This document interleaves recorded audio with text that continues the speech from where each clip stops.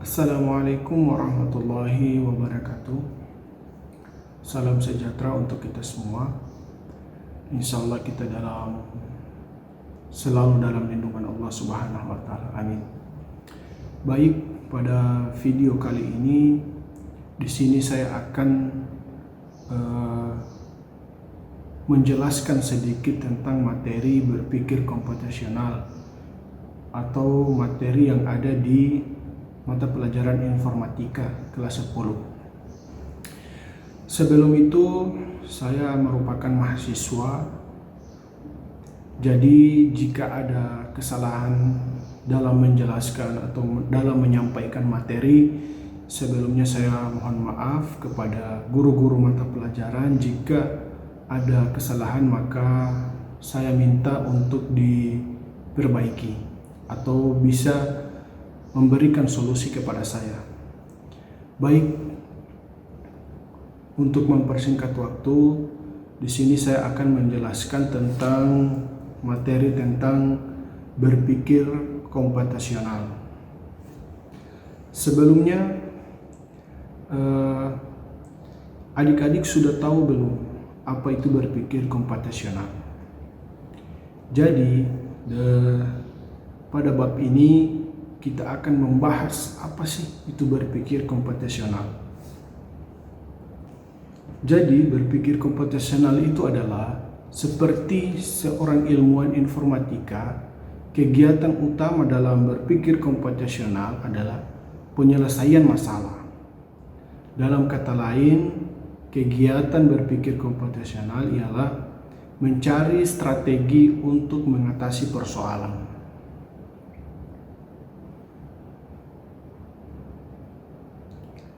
Nah, untuk berpikir komputasional itu ada 4 pondasi berpikir komputasional yang dikenal dalam ilmu informatika. Apakah adik-adik sudah pernah dengar apa dari 4 pondasi berpikir itu? Jika belum, maka yang pertama dalam fondasi berpikir komputasional adalah yang pertama itu adalah abstraksi. Kemudian algoritma, yang ketiga dekomposisi, kemudian pengenalan pola persoalan, yang keempat atau yang terakhir.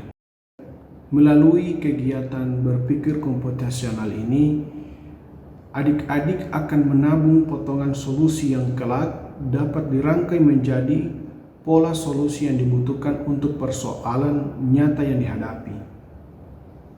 Itu ada 3. Yang pertama ada pencarian, kemudian yang kedua ada pengurutan, kemudian yang ketiga ada tumpukan dan antrian.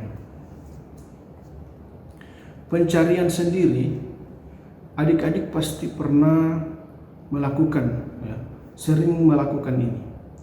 Misalnya,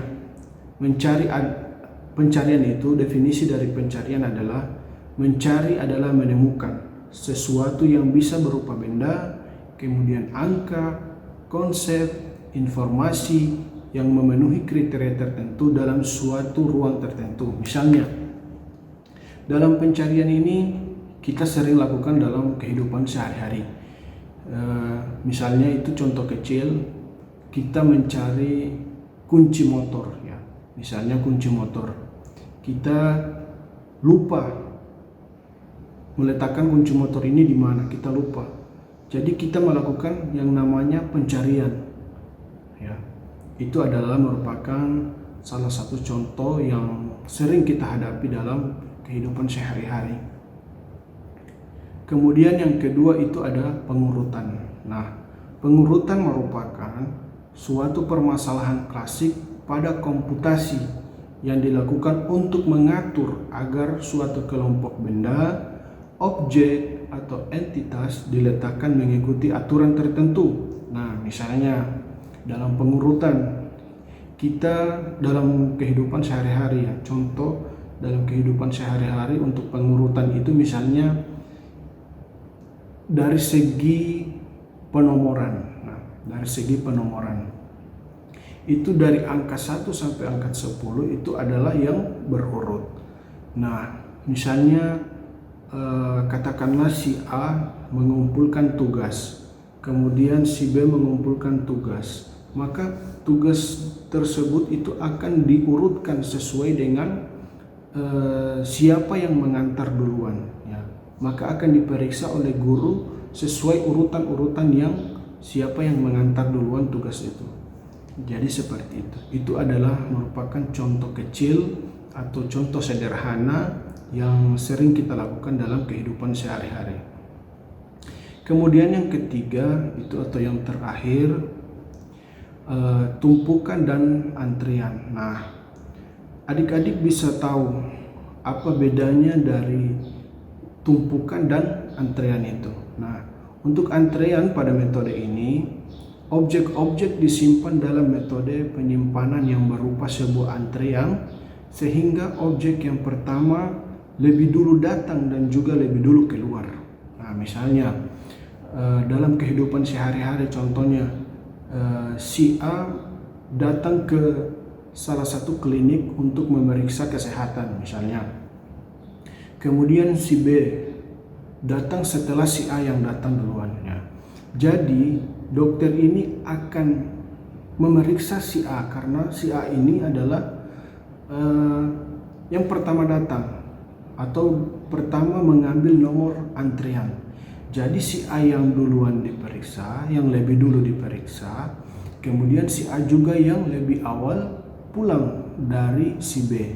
Maka begitu seterusnya. Itu dalam antrean.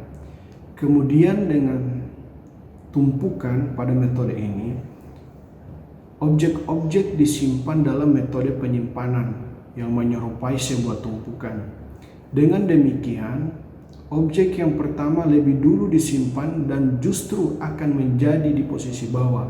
Misalnya, dalam melakukan penarikan uang, ya. Misalnya dalam melakukan penarikan uang di salah satu bank, misalnya. Ini adalah contoh kecil, ya. Jadi, si tellernya ini, ya, melakukan pengambilan atau pemanggilan nasabah itu secara tumpukan. Siapa yang lebih di atas itu yang akan lebih diutamakan, ya. Itu yang lebih akan diutamakan daripada si yang datang duluan atau yang memberikan surat buku rekening duluan itu. Itu yang dimaksud dari tumpukan, ya. Jadi itu adalah merupakan perbedaan antara tumpukan dan antrean, di mana antrean itu akan mendahulukan siapa yang lebih dulu datang atau yang lebih dulu mengambil nomor antrean. Kemudian untuk tumpukan itu sendiri, siapa ini tidak akan menentukan siapa yang lebih datang lebih awal atau siapa yang lebih yang datang terakhir. Itu tidak akan berpengaruh, ya. Mereka akan mengambil sesuatu itu sesuai dengan tumpukan itu sendiri. Misalnya si A datang lebih awal dari si B, kemudian buku dari si A ini diletakkan paling bawah, maka si C akan mengambil yang di atas. Misalnya buku yang di atas itu adalah bukunya si B, maka yang lebih dulu diperiksa itu buku dari si A, dari si B, mohon maaf, ya, buku dari si B yang akan diperiksa. Jadi itu merupakan contoh kecil dari tumpukan dan antrean. Baik, saya pikir video kali ini cukup sampai di sini. Jika ada kesalahan atau dalam menyampaikan materi, saya mohon maaf karena saya juga masih belajar dalam belajar untuk menyampaikan materi-materi ini. Untuk guru-guru yang memegang materi ini atau memegang mata pelajaran ini, saya mohon maaf jika dalam memberikan contoh, dalam menyampaikan materi ada kesalahan-kesalahan. Saya mohon bimbingannya dari guru-guru sekalian. Saya pikir demikian. Terima kasih. Billahi taufiq wal hidayah. Assalamualaikum warahmatullahi wabarakatuh.